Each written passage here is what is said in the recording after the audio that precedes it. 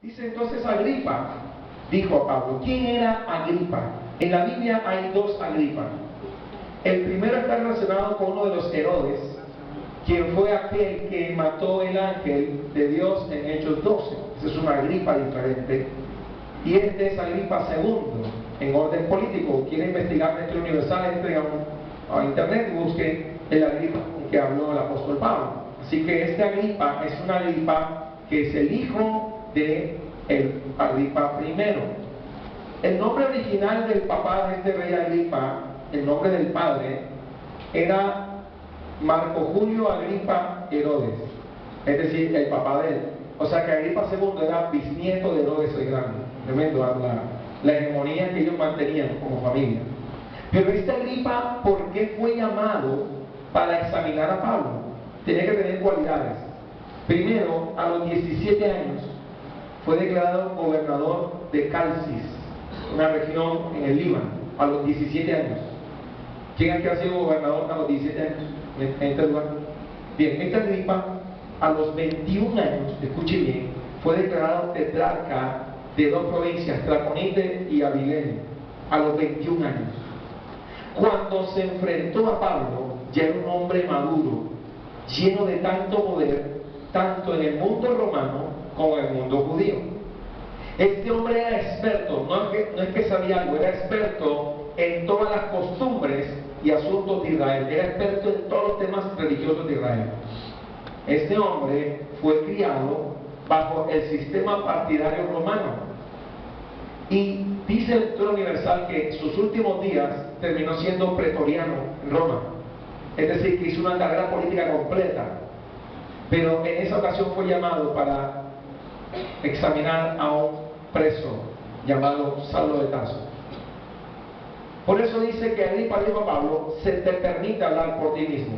Una de las cosas que puedo reconocer en el texto es que uno necesita un abogado para defenderse, y Pablo estaba haciendo uso de su legítima defensa, pero para poder hacer eso, usted no puede ir a un juzgado, a un tribunal, a hablar por usted mismo si no conoce las leyes.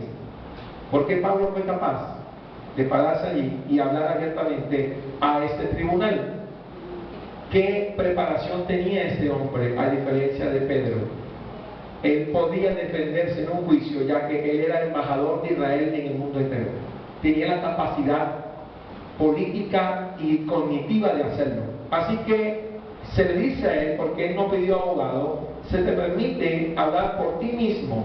Pablo entonces, y aquí viene una expresión cultural que nosotros no conocemos, el extender la mano en la antigüedad era pedir silencio. Hoy en día hacemos shh.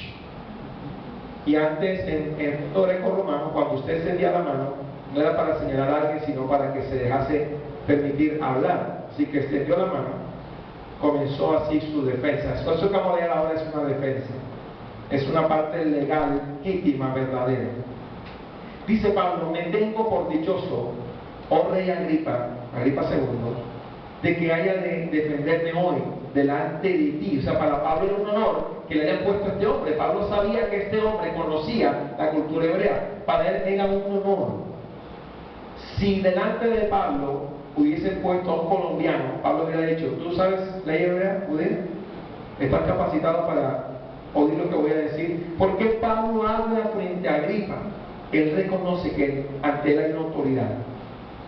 Y mira lo que dice la palabra: me tengo por dichoso, rey Agripa, de que haya de defenderme hoy delante de ti de todas las cosas de que soy acusado por los judíos.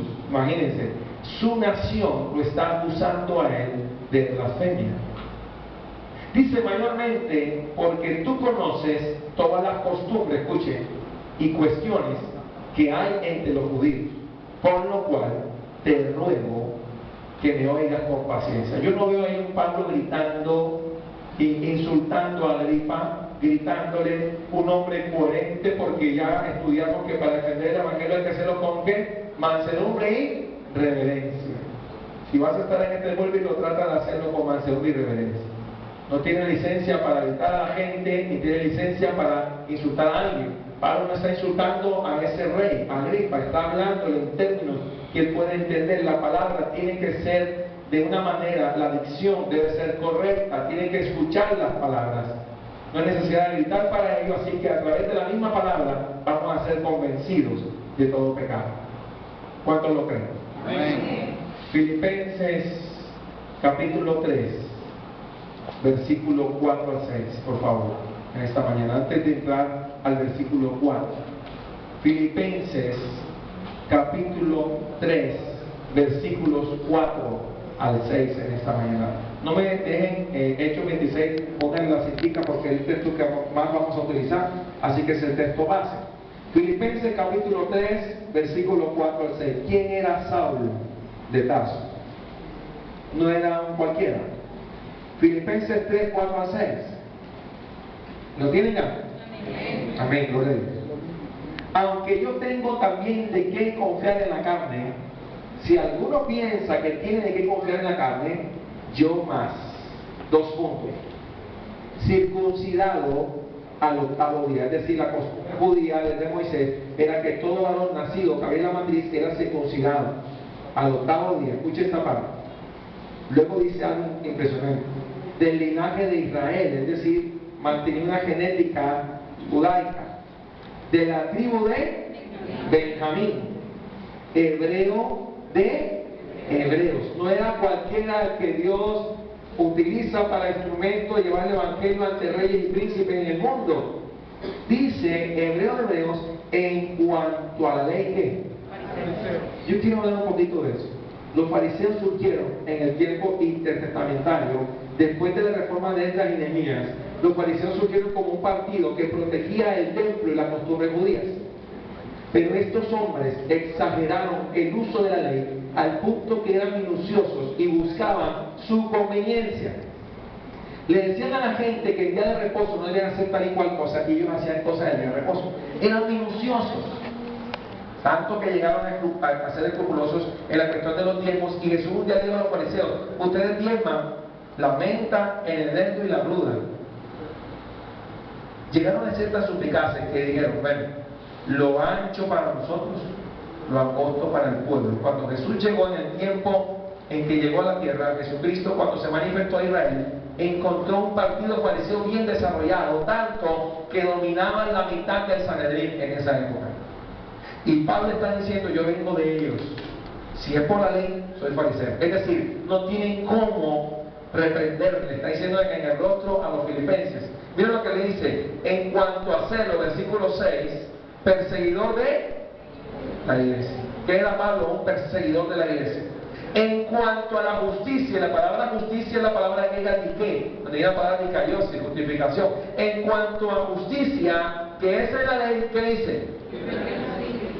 ¿Quién podía acercarse a este hombre sin ser herido por él, o afectado por su discurso, o atraído por su elocución? ¿Qué apóstol de Jesucristo, o qué cristiano primitivo, o qué evangelista tenía la capacidad de acercarse a Pablo para predicarle? La historia dice que ninguno. Solo hubo uno que pudo acercarse. El primer muro que Pablo tenía a su alrededor era el muro religioso o de religiosidad. Pablo, en cuanto a la religión judía, era irreprensible. En cuanto a la ley, en cuanto al conocimiento judío, era fariseo. Es decir, que había un muro que lo rodeaba a nivel personal, que era la religión y la religiosidad. Muchas personas hoy en día se rodean de un muro de religión y religiosidad para que el Señor no se acerque a ellos. Ponen distancia entre las personas y dicen: soy devoto a... Pero lo que no sea Cristo es ídolo, es idolatría. Entonces Pablo pensaba que conocía al Señor y se rodea de un muro de religión y religiosidad, y entonces pone un muro que dice fariseo, irreprensible en la ley. En la justicia de la ley no pueden tacharme. Nací hebreo de hebreos, hijo de la tribu de Benjamín, y además de eso, para el 8º día me circuncidado. Es un cerco, era impenetrable. Ningún cristiano primitivo pudo llegar a ese círculo, y no solo el único círculo que Pablo tenía. En Hechos 22:3, por favor, vamos a buscar Hechos 22:3. ¿Quién era Saulo en cuanto a la religión judía? Hechos capítulo 22, versículo 3. Pues vamos a salirlo de Hechos, un poquito atrás del 26. Hechos 22:3, por favor. Una conversión especial la Biblia narra en estos capítulos una conversión especial. Hechos 22:3. Amén. ¿Ya lo tenemos? Yo de cierto soy judío. Voy a ubicarlos en tiempo y espacio. En el tiempo de los patriarcas, desde Abraham hasta el tiempo casi llegando a la tierra prometida, eran conocidos como los hebreos. Los hebreos era el término más antiguo para el pueblo de Israel. Cuando Josué conquista la tierra y entra en Canaán, y vino el periodo de los jueces, posteriormente, cuando se establece la monarquía de Israel, se llamó israelitas. Desde el tiempo del primer rey de Israel, que fue Saúl, escuchen bien este dato, hasta antes de la caída contra el imperio babilónico, se llamaron los israelitas, el reino de Israel. Luego se le quitó el reino, se le quitó toda soberanía a Israel y quedaron como reyesuelos en una región peleada y dividida por la lucha de los amorreos. Luego los romanos tomaron posición de ese territorio, y en el tiempo en que Jesús vino a la tierra, que nació de María, se acuerdan, el ministerio público a los 30 años, se le llamó judíos desde el tiempo intertestamentario. O sea que Pablo está ubicándonos quién era él, está diciendo quién era él en realidad. ¿Era quién? Yo de cierto soy, o sea, en la época en que me tocó vivir.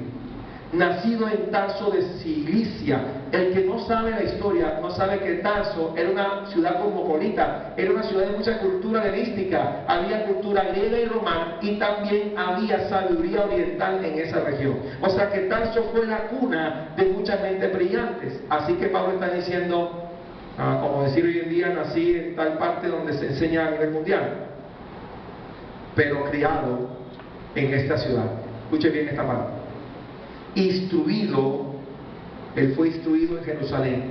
¿A los pies de quién? Y ese Gamaliel es un personaje especial que luego va a aparecer cuando los apóstoles hablan antes en la relación de Hechos que iban a ser puestos frente a Sanedrín, y Gamaliel dio un consejo con respecto al evangelio, que si era de Dios permanecería, si era de los hombres se acabaría. Tan sabio era Gamaliel que fue el maestro de Pablo, imagínense, el maestro de Saulo. O sea que Saulo tenía un maestro reconocido a nivel mundial. El mundo entero conocía que Gamaliel era el que guardaba la ordenanza judía. Escuche esta parte impresionante. Estrictamente, y Pablo créanme que era estricto para todo, aún para el evangelismo era estricto. Era más estricto que nosotros. Nosotros tenemos que reconocer que tenemos muchas falencias en evangelismo, en predicación.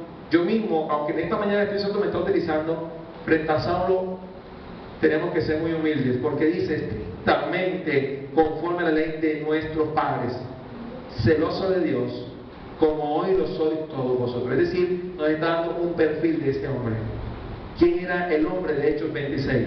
Pues vamos allá. Hechos 26, versículo 4. ¿Cómo comienza la narración? Mi vida. Repita usted mismo, mi vida. ¿Cómo es tu vida antes de Cristo y después de Cristo? ¿Cómo cambia eso? ¿Cómo eres transformado?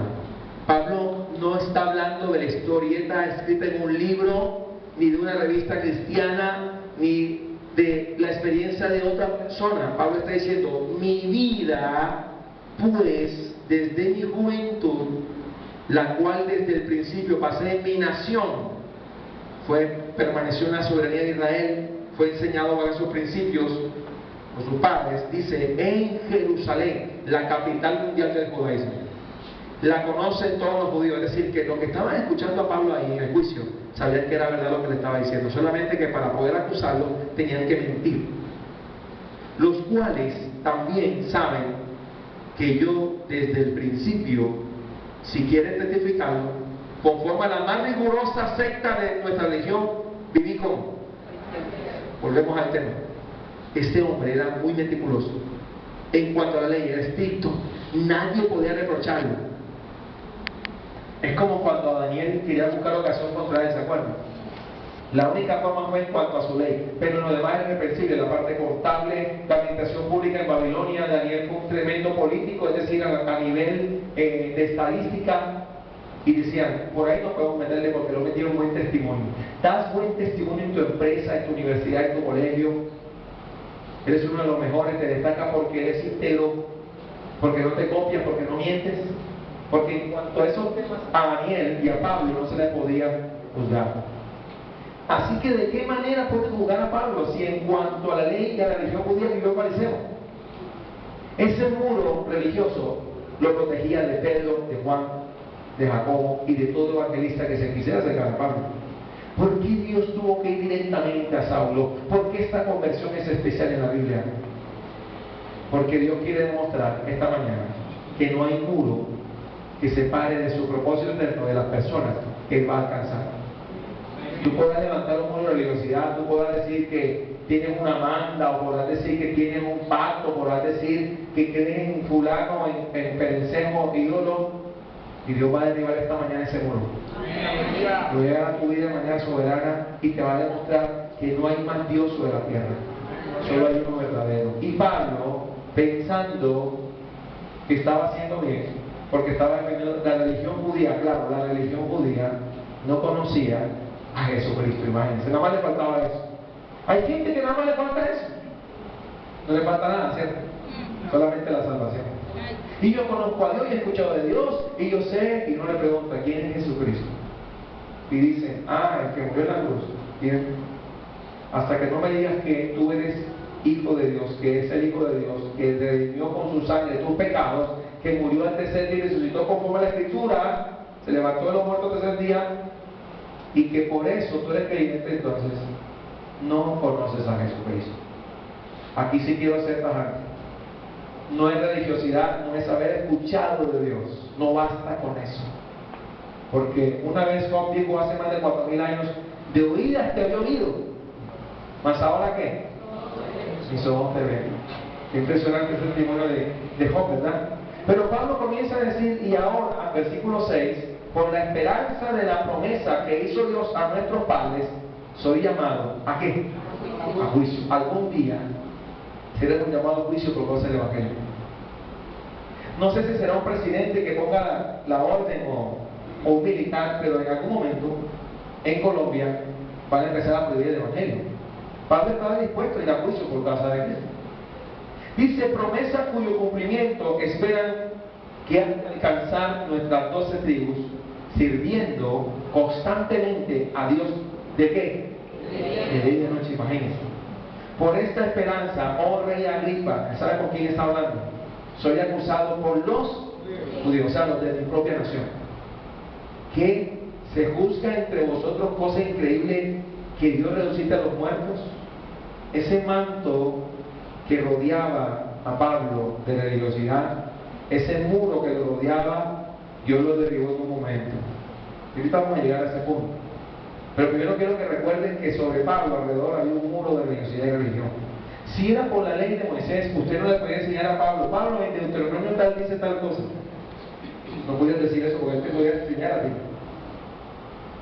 Tuvo que pasar algo mayor para que Pablo reconociera al único y verdadero Dios y pudiese ser salvo. Amén. Amén. El segundo muro que Pablo levantó a su alrededor viene después en el versículo 9. Era el muro del poder y la autoridad terrena, política y militar.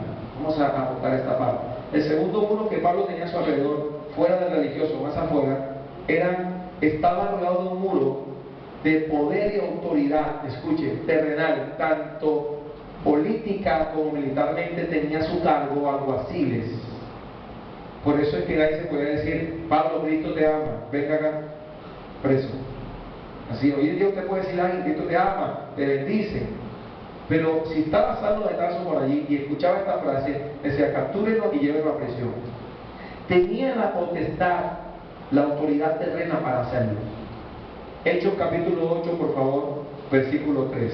Este es el segundo muro que Dios tuvo que derribar sobre la vida de Saulo. Hechos 8:3, por favor, todos vamos allá. Una conversión especial. Como también en esta mañana el Espíritu Santo desea que haya conversiones especiales. Hechos capítulo 8, versículo 3. ¿Y Saulo qué hacía? ¿Cuál era su misión? Asolaba a la iglesia. Y entrando, escuchen la parte sistemática, casa por casa, ¿qué dice? Arrastraba a hombres y a mujeres y los entregaba en Pero no dice que él asesinaba. Yo quiero aclarar esta parte porque mucha gente ha predicado que Pablo era un sicario. No, Pablo no era un sicario. Pablo tenía gente a su cargo y cuando, ahorita dice la narración, cuando lo mataban, él dio su voto, no manchó su mano de sangre. Después de esta parte, él asolaba la iglesia, la perseguía sistemáticamente, pero la ejecución la hacía otro. Obviamente, era el autor intelectual, material. Acá de esa parte porque Pablo dice, ahorita vamos a ver el contexto completo. Y Saulo asolaba la iglesia y entrando casa por casa arrastraba a hombres y a mujeres, arrastraba y los entregaba, se los daba a los alguaciles y así, a las autoridades necesarias para esa función. Pero él directamente no tenía la función de policía judicial de capturar, sino que enviaba a la gente para que lo hiciera, aunque estaba supervisando personalmente ese trabajo e intentaba destruir la iglesia de Cristo. ¿Será que pudo? ¿Qué dice la palabra? Ni las puertas del Hades florecerán contra quién, ni siquiera Saulo de Tarso, ni siquiera él mismo. Y Dios hizo algo increíble con este hombre. Hechos 9, 1 al 2. Hechos 9, 1 al 2. Saulo, respirando aún amenazas y muerte contra los discípulos del Señor, vino al sumo sacerdote. Escuche esta parte. Versículo 2. Y le pidió ¿qué? Legalidad, cartas, autoridad. Le pidió cartas, no son cualquier cartas, son cartas que tienen que tener autoridad, sello real o estatal o de autoridades ya establecidas. Cartas para las sinagogas de Damasco, a fin de que si hallase algunos hombres o mujeres de este camino, que fue el nombre original de los evangélicos, los trajese presos a qué. Pero en ningún momento dice que tenían que asesinarlos, ¿verdad? ¿Cierto? Vamos a seguir el relato. Volvemos otra vez a Hechos capítulo 22, versículos 4 al 5, por favor, para dar el contexto total de la historia. Hechos 22, 4 al 5, por favor. Ya lo tenemos. Perseguía yo este camino hasta la muerte, prendiendo y entregando en cárceles a hombres y a mujeres. Escuchen lo que dice el versículo 5. Como el sumo sacerdote también me es testigo, o sea, usted me había mandado, ¿se acuerdan? Cuando empieza un testigo en la Corte Suprema a darle, a señalar, ¿tú te acuerdas que estabas conmigo? ¿No recuerdas eso? Yo hacía ese trabajo, tremendo, ¿eh? Como el sumo sacerdote también me es testigo, y todos los ancianos de quienes también recibí cartas para los hermanos, y fui a Damasco, ¿para qué? Para traer presos a Jerusalén también, a los que estuviesen allí, para que fuesen ¿qué? Castigados.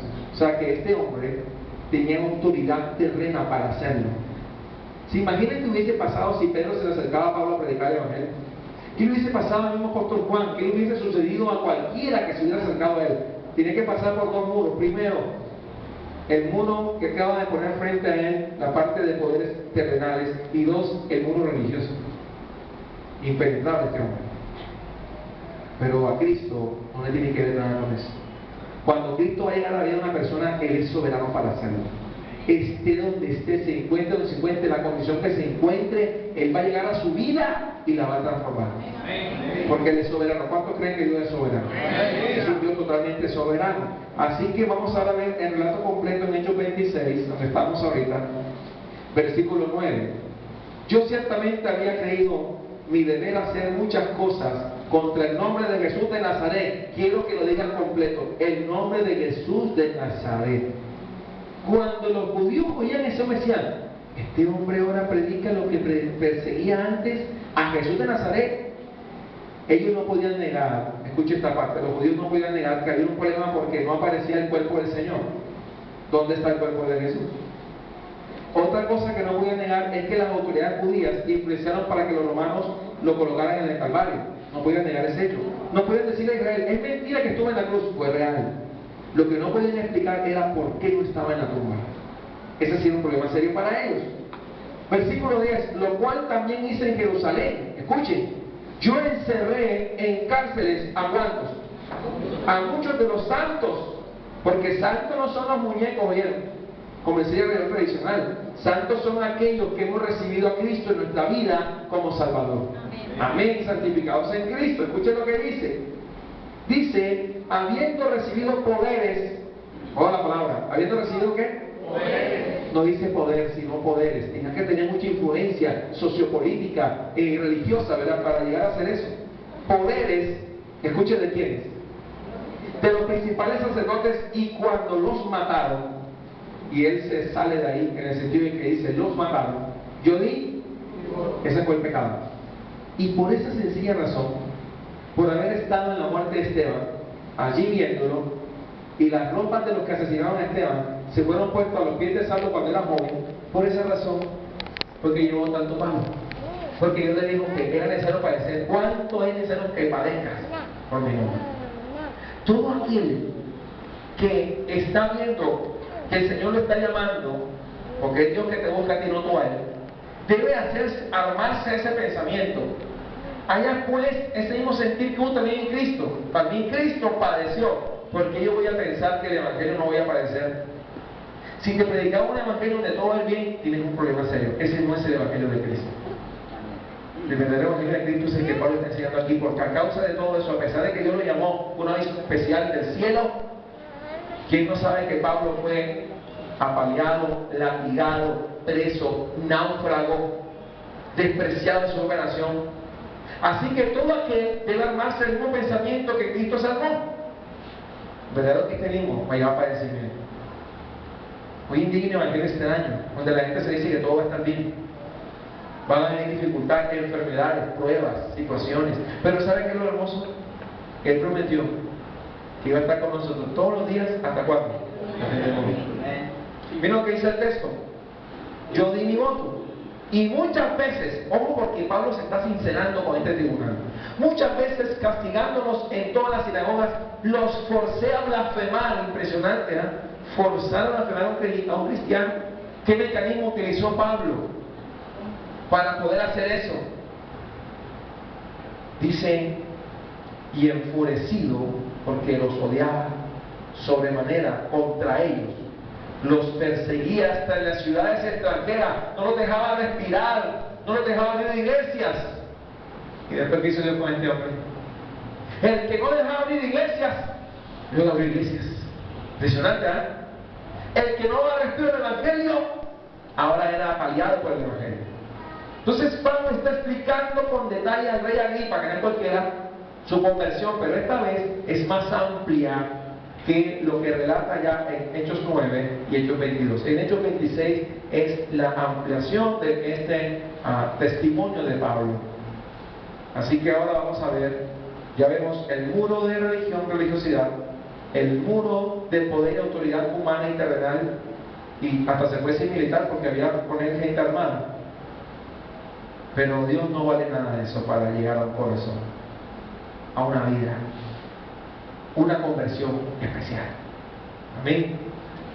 Versículo 12. Dios va a derribar, antes de leer, los muros para el cumplimiento del propósito de Dios. Si tu muro es el ser académico, te lo va a derribar. Si tu muro es la duda, te lo va a derribar. Dime cualquier muro que tú levantes y Cristo te lo va a destruir. Si tu muro son tus amistades, Dios te la va a quitar. Si tu muro es el trabajo, Dios te lo va a quitar. O sea, no hay nada que tú me digas que pueda contra Jesucristo. Si la fama es tu muro, te lo va a quitar. Porque si Él en su soberanía destinó que tú fueses de Él, miren el ejemplo de Saulo. ¿Quién iba a pensar que este perseguidor sistemático de la iglesia iba a ser un apóstol? Nadie se imaginaba eso. Ni el papá de Saulo, ni Gamaliel, ni el sumo sacerdote, ni el partido fariseo, ni ninguna autoridad judía se atrevía a decir, ¿será que estoy un día a predicar de Cristo? Hoy en día vemos gente que decimos, esa persona no tiene cara de pastor, no tiene que tener cara de nada. Porque aquí no vale las carnes, ni los rostros, ni las formas, ni los estatus sociales. Aquí lo que vale es que Dios llame. Y cuando Dios llame, ¿qué tiene que hacer? Uno, obedecer, aunque no te guste. Yo decía que a mí no me gustaba el pastorado, y aquí estoy. Yo decía que a mí no me gustaba predicar, y aquí estoy. Ya viste que aquí hay un ejemplo de que no te puedes resistir al Señor. Solamente obedece. Amén. Amén. Dios va a derribar, repita conmigo, Dios va a derribar los muros para el cumplimiento de sus propósitos. Versículo 12. Ocupado en esto, ¿cuál es la ocupación de Pablo para seguir la iglesia? Ese era su oficio. Ocupado en esto, iba yo a Damasco, la capital, hoy en una nación que se llama Siria, con poderes, vuelvo a repetir, y en comisión. Esta parte la entiende la gente que ha trabajado en la policía o en la parte militar o en la fuerza naval. Cuando usted lo comisiona, usted tiene que cumplir, ¿verdad? Vaya y traiga a fulano, un remiso, van con el fusil, van a la casa y lo sacan. No estaba, no quiso abrir la puerta.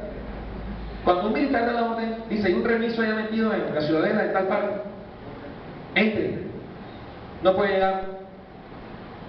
Un coronel no quiso venir. Ojo, una comisión era dada a Saulo y él iba a hacer lo posible por cumplirla. ¿Cuál es la comisión? Destruye la iglesia de Jesucristo, acaba con ese camino, acaba con ese movimiento extraño que está por allí, que unos pocos más que se multiplican como plagas, acábalos. Esa era su misión. Los judíos, para los judíos Pablo era su hombre importante, era el adalid de su ejército, era lo mejor que tenía Israel para destruir la iglesia. Pablo era el prototipo. Los niños, los jóvenes decían, yo quiero ser como Saulo cuando crezca, el ejemplo a seguir de la nación judía.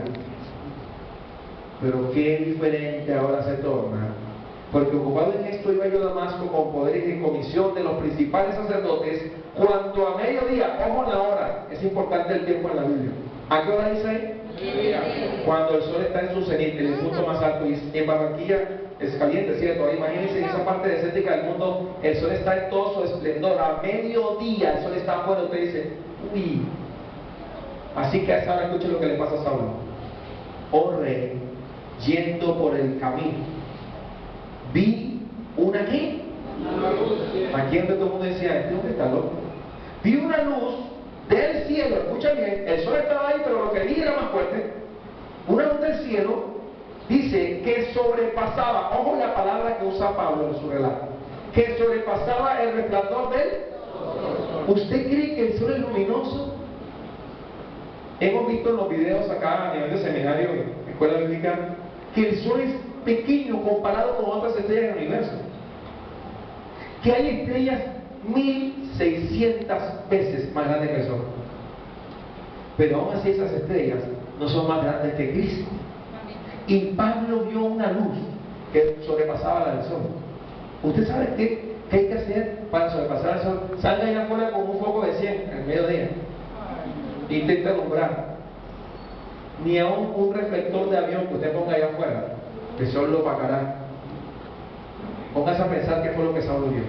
Una luz del cielo que sobrepasaba el resplandor del sol, la cual, ojo esta parte biofísica, la cual me rodeó. Qué extraño, ¿no? Porque uno dice, la luz está allá, yo la veo ahí, y esta está acá. Pero tuvo que ser tantos lúmenes que él dice, me rodeó, o sea, no había por dónde mirar, porque se saturó su retina, porque en los altos niveles de luz usted no puede ver. Si usted es sometido a muchos grados de luz, usted no puede ver. Como cuando usted ve así, dice, no veo nada. Imagínese que hay algo por todo alrededor suyo, que va a haber nada. ¿Qué fue lo que rodeó a Saulo en esta ocasión? La cual me rodeó. Ojo, porque está relatando como es. A mí y a los que iban conmigo. Y habiendo caído todos nosotros en tierra, oí una voz que me hablaba y decía, y escuche cómo le habló Dios a Saulo. No le habló en español, no le habló en alemán ni en holandés, porque no era holandés ni era alemán. Le habló en lengua para que no hubiera error. Aunque Pablo era políglota, hablaba los 5 regiones del griego, hablaba los 5 dialectos griegos, hablaba idiomas que nosotros ni siquiera conocemos, el frigio, el capadocio. Pero Dios le habló en hebreo. Si Dios te va a hablar, te va a hablar en español. Dios no te va a hablar en inglés si no sabe inglés. Dios no te va a hablar en árabe, te va a hablar en español, porque naciste en un país que es basado en la influencia que el español. Hablamos de Iberoamérica, es la península, la parte de España más toda Latinoamérica. El español, ¿no? Excepto lo que es Portugal y Brasil. El resto todo habla español. Si Dios te va a dar a ti, te va a dar español. Y a Pablo le habló en lengua hebrea. O sea que Pablo dijo, hey, el idioma de nosotros. Yo no entiendo lo que me está diciendo. ¿Qué le dijo? Saulo, Saulo. Hoy te dice a ti tu nombre 2 veces, pero te lo va a decir en español. Saulo, Saulo, escuche la pregunta, ¿por qué me persigues? ¿Qué pensaba Saulo que estaba persiguiendo? La iglesia de Cristo, a ese movimiento, a esos que están hablando de un Jesús de Nazaret, que somos los locos, pero ahora se hace real esa causa por la que ellos morían. Ahora se le vino él mismo en persona, no le importó el muro religioso ni el muro de poderes terrenales, y se le acerca y le dice, ¿por qué me persigues? Se callaron todos los muros ahí. Escuchen lo que le dice, dura cosa es dar cosas contra el Hijo. Yo entonces dije, escuche la pregunta, ¿quién eres, Señor? ¿Cómo que quién? No se suponía que Pablo conocía el Dios de sus padres. No se suponía que Pablo conocía el pacto de Abraham, Isaac y Jacob. No se suponía que había recibido toda la enseñanza de la ley mosaica y ahora dice, ¿quién eres, Señor? ¿Qué hace falta para ser un verdadero cristiano? Hace falta Cristo. Simplemente. Yo no quiero que usted llegue a este lugar porque hay aire o porque hay luces. Aquí este lugar que no se eso. Es bien la comodidad, bueno, no le o porque le gusta el piano, o porque la mesa está muy bonita, porque filma. Y luego usted viene a este lugar porque está buscando de Cristo, y porque Cristo ya vino a tu vida, y porque Él está queriendo que tú en esta mañana abras tu corazón a Él. Ese es el motivo por el cual tú estás aquí esta mañana. Debería ser el punto central. ¿Quién eres, Señor? Y el Señor dijo, yo soy, y le dice claramente, Jesús. No le dijo que era Jehová, ni Yahweh, ni el Shaddai, ni el Cana, ni el Olam, ni el Elión. No le dijo eso. No le dijo que era Jehová Nisi, o Jehová Rafa, o Jehová Raá, o Jehová Jireh. ¿Por qué dijo estos nombres? Porque todos esos nombres los conocían los hebreos. Pero le dijo, yo soy Jesús, a quien tú persigues, el Hijo de Dios. Llega Saulo, en vivo y en directo. Pero levántate, estaba en tierra, y ponte sobre tus pies. O sea, voy a hablar contigo, levántese. Reconoce que frente a él hay una autoridad superior, que él no está acostumbrado, ni su cuerpo ni sus fuerzas a resistir. Y le dijo, yo soy Jesús a quien tú persigues, pero levántate y ponte sobre tus pies. Haga lo que le estoy diciendo, porque para esto te he aparecido a ti. Hay muchas apariciones por ahí de Cristo, pero ¿para qué aparece? ¿Cuál es el propósito?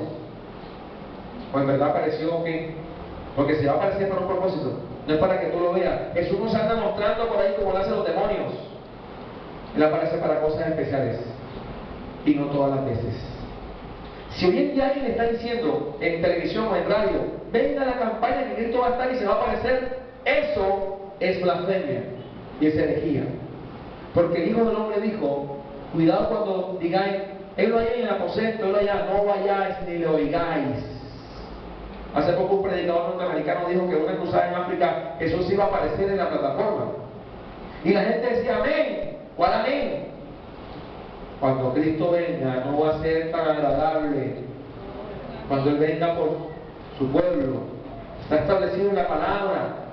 No viene a mostrarse para que lo vean, viene a juzgar al mundo con rectitud y justicia. Así que cuando te digan que el Señor se va a aparecer, digan, no, eso no es verdad, porque la Biblia dice otra cosa. La Biblia dice, como el relámpago que sale del oriente y va al occidente, así será el día que el Señor venga. ¿Cuántos lo creen? Amén. Usted no tiene por qué estar pendiente de esas cosas que están inventando hoy en día. Miren la palabra de Dios. Jesús se le aparece realmente a Saulo y le dice, porque para esto te he aparecido a ti, para ponerte por ministro. Imagínate, el perseguidor de la iglesia iba a ser ¿qué? Ministro. Y testigo de las cosas que has visto y de aquellas en que me apareceré a ti. No fue la única vez que se le apareció el Señor a Saulo, lo comprobamos porque en el libro de Hechos, luego el Señor se le aparece a Pablo en Corintios. y en otras ocasiones en la cárcel se le aparece el Señor para darle fuerzas. Por eso le dice específicamente, y de aquellas en que me apareceré a ti. O sea que no fue la única experiencia que tuvo Pablo. ¿Reconocen eso? No fue una sola vez que Cristo se le apareció. Y es falso decir que solamente eso se le apareció a Pablo en Hechos 9, cuando en otras ocasiones, estando preso, se le aparecía el Señor para darle fuerzas. Librándote de tu pueblo y de los gentiles, a quienes ahora te envío. Imagínense, lo peor que le pudieran decir a Pablo era: vas a ir a los gentiles. ¿Cómo así? Un judío de judíos va a ir a los gentiles. Yo estoy acostumbrado a disciplinar a los de mi propia nación y a perseguir a esa gente. ¿Voy a ir a los gentiles? Es como si yo te comisionara y te dijera: voy a predicarle a un grupo armado, o voy a predicarle a ese pueblo que mata a los cristianos. Usted diga: ay Señor, yo voy a ir allá. Va para allá. Si Dios te ordena, tienes que ir. Amén. Se acabaron los amenes. Pablo no quería eso, ¿verdad? Humanamente. Escuche lo que dice: para que abra sus ojos, para que se conviertan, ¿de qué? El verdadero cristianismo es cuando una persona pasa de las tinieblas a la luz, pasa del pecado a la santificación, pasa de la inmundicia a la santidad. Cristianismo no es una moda, es vivir para Cristo, es agradarle en todas las cosas, es cumplir su palabra, es cumplir su mandamiento. Escuche bien lo que dice el Señor, le dice a Pablo: para que abra sus ojos, para que se conviertan de las tinieblas a la luz y de la potestad de Satanás, porque él está mencionando primeramente cuál es el enemigo de nuestras almas. Escuche lo que Jesús mismo está hablando. Jesús, no es Pablo ni Pedro, no es doctrina bíblica, es la palabra de Dios, en el sentido de que Jesús directamente, porque algunos quieren hablar acerca de que Satanás no existe. Hay teólogos que dicen que el diablo no existe, y aquí Jesús le está diciendo a Pablo, de salida le está diciendo lo siguiente. Escuche lo que le dice por revelación: y de la potestad de Satanás, ¿a quién? Entonces, no puedes estar con ambos. O estás con Satanás o estás con Cristo. Pero no puedes estar en la mitad. O esta parte, los dogmas humanos han creado la falsa idea de que no hay diablo. Si no hay Satanás, tampoco hay Cristo, porque él habló de él. Entonces Cristo estaba loco. Se habló del diablo. Y este tema no nos gusta cuando hablamos del diablo.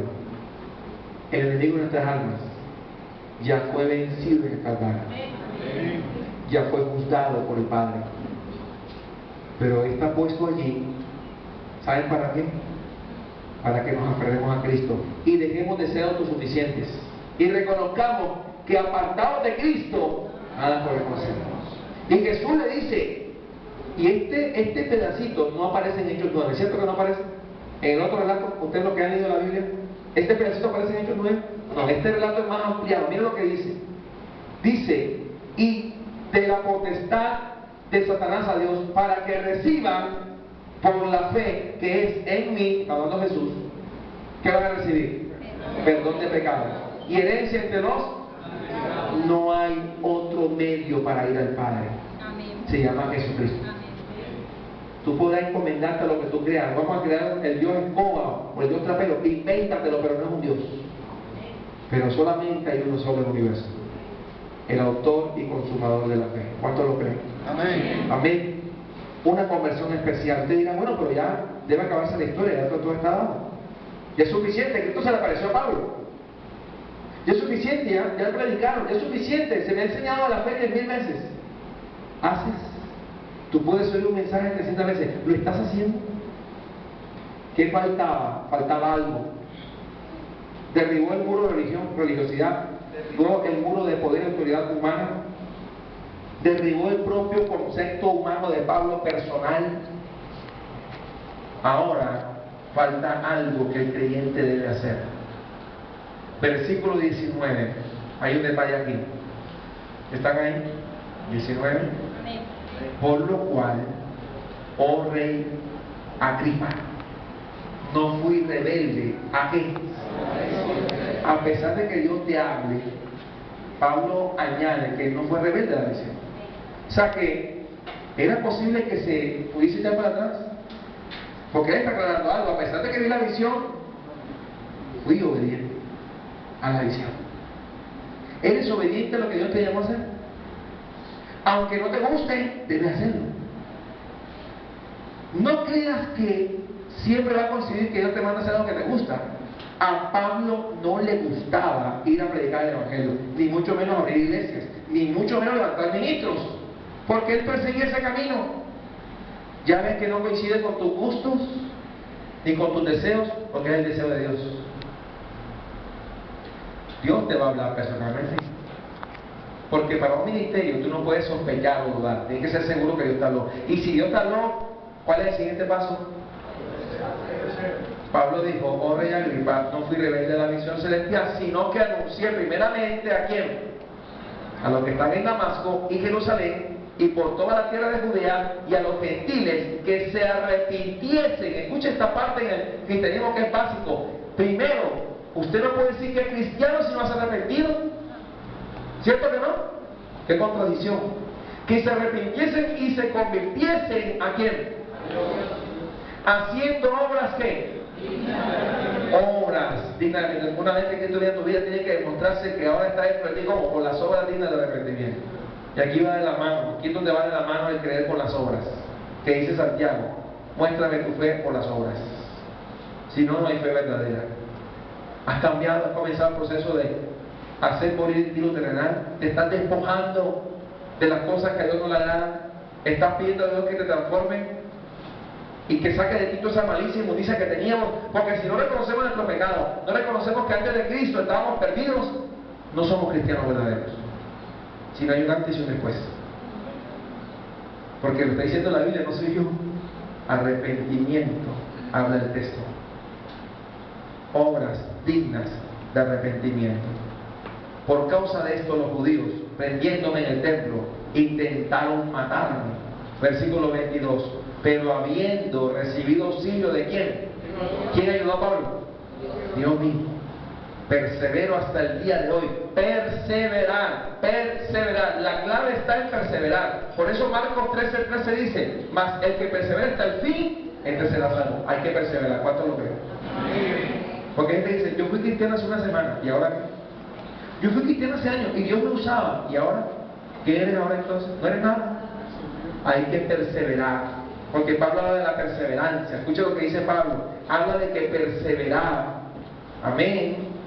Persevero hasta el día de hoy, dando testimonio ¿a quiénes? Pequeños y grandes. No importa la edad ni la condición social, usted tiene que evangelizar.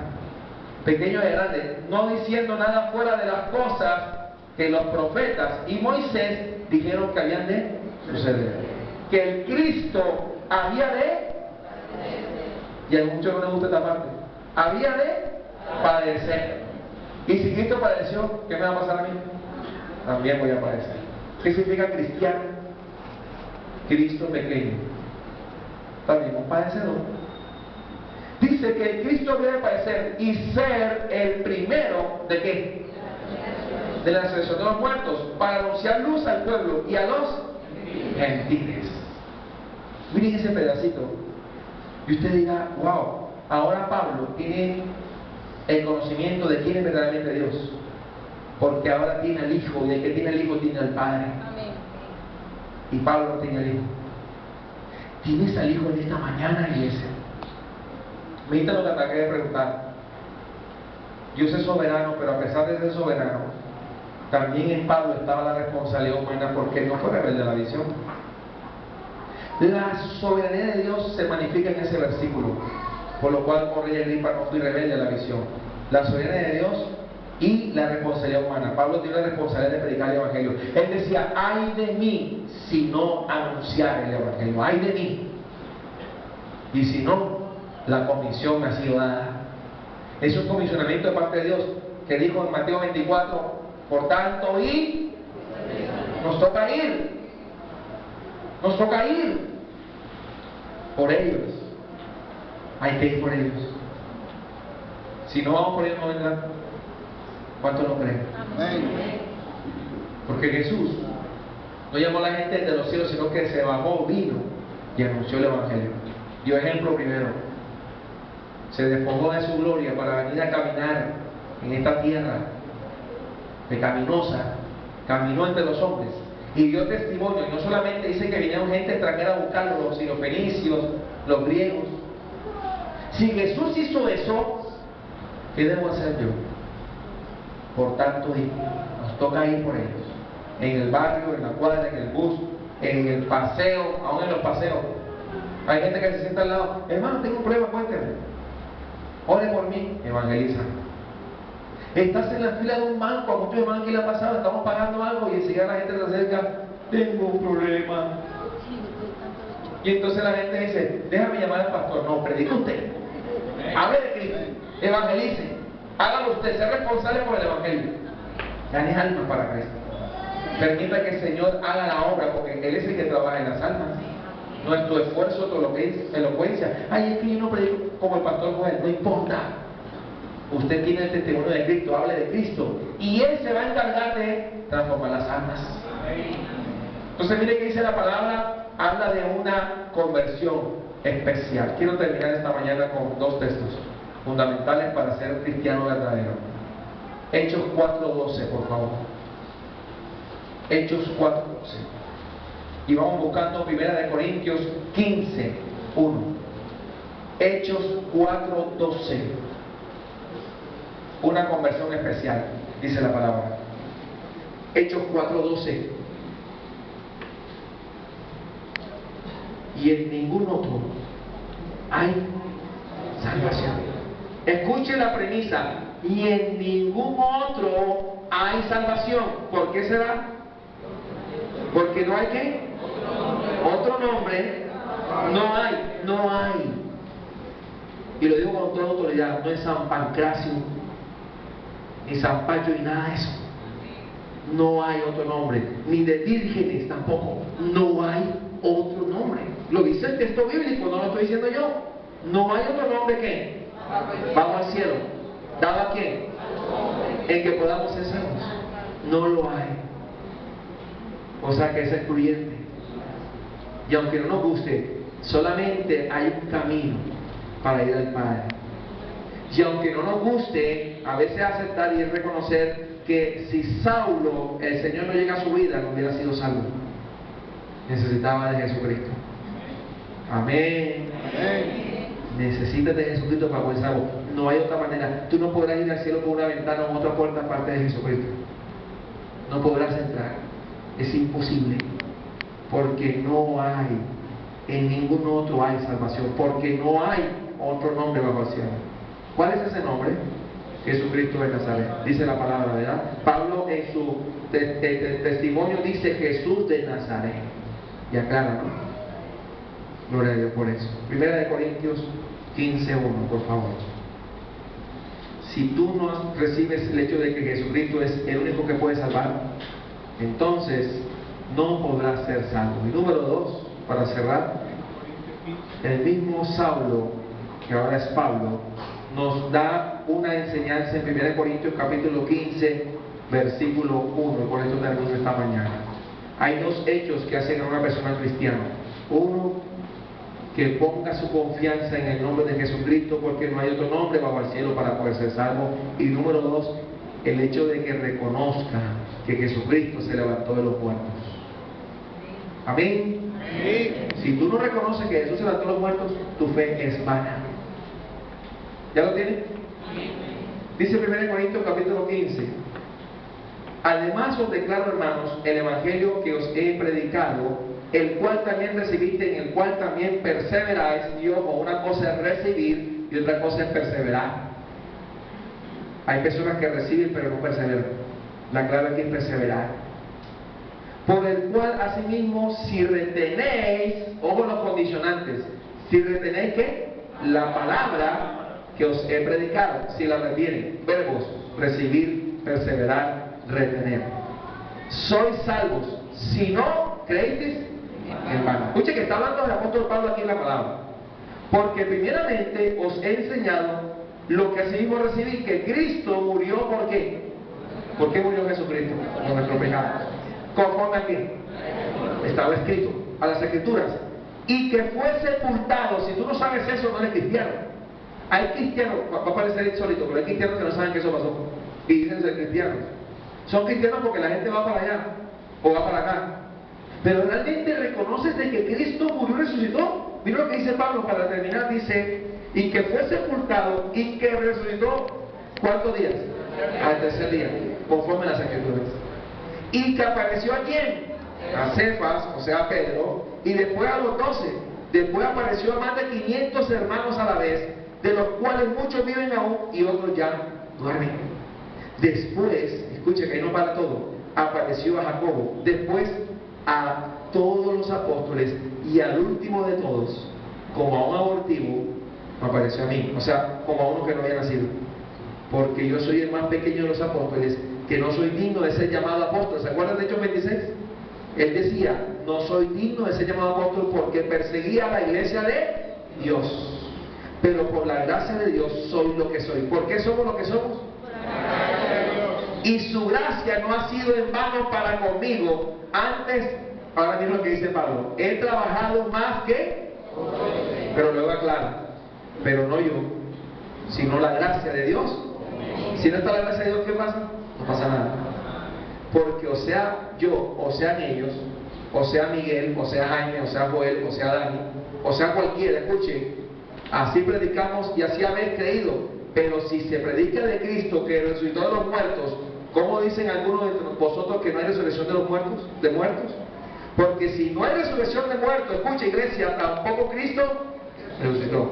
Y si Cristo no resucitó, escucha iglesia, van a entonces nuestra predicación, van a también nuestra fe. O sea que no bastaba con que Jesús predicara y hiciera milagros, faltaba algo. Se tenía que levantar entre los muertos. Y créeme, se levantó entre los muertos.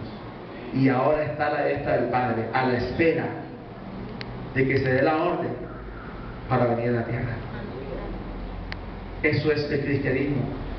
Una conversión especial, la persona es llevada a reconocer de que ninguno hay salvación y de que Cristo se levantó de los muertos. Ponte de pie esta mañana.